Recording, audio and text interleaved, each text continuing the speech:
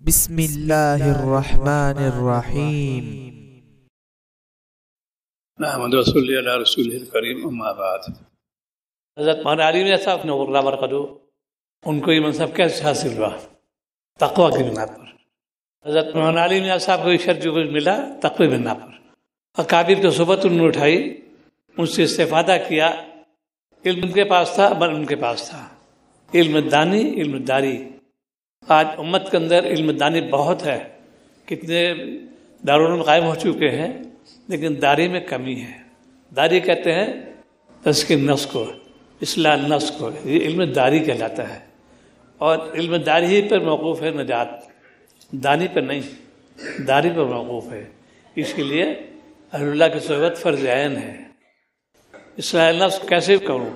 اللہ تعالیٰ خود فرماتے ہیں کونوا مع الصادقین، یہ جو اللہ کے نیک صالحین ہیں ان سے وابستہ ہو جاؤ، ان کی ہدایت پر عمل کرو، کامیاب ہو جاؤ گے۔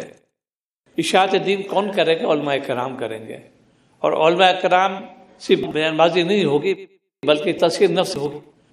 انہوں نے تزکیہ نفس کیا تو ان کے کلام میں اثر بھی ہوگا۔ ہمارے اکابر نے پہلے اصلاح نفس کیا، علم دانی بہت تھی لیکن داری پر انہوں نے انتخاب کیا۔ بڑے بڑے علامہ جو گزرے ہیں وہ بھی منسلک کے اکابر سے، انہی میں سے حضرت مولانا قاسم زاہر رحمۃ اللہ علیہ، حضرت مولانا گنگوئی نور اللہ برکاتہ، حضرت مولانا تھانی نور اللہ برکاتہ اپنے وقت علامہ تھے، لیکن بھائی صاحب ضرور کیا انہوں نے کہ ان کے پاس عمل ہے، میرے پاس علم ہے۔ علم تو میرے پاس ہے لیکن عمل ان کے پاس ہے، اسی لیے ان سے وابستہ ہو گئے اور کہاں سے کہاں سب پہنچ گئے، تینوں کے تینوں قطب عالم بنے۔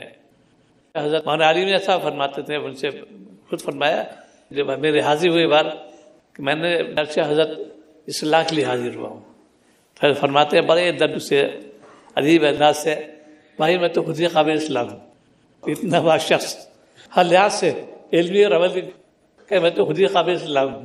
یہ تھے مولانا علی میاں صاحب نے اللہ برکاتہ۔ یہ چیزیں اللہ والوں کی صحبت سے ملتی ہے۔ سب سے یہی گزارش ہے اپنی نفس اصلاح کرو۔ اتقوا اللہ بار بار کیوں فرمایا؟ اللہ سے ڈرو۔ کیا چیز ڈرنے کی؟ یعنی گناہ سے بچو۔ کیسے بچو گے؟ کونوا مع الصادقین۔ اللہم اغفر لی وارحمنی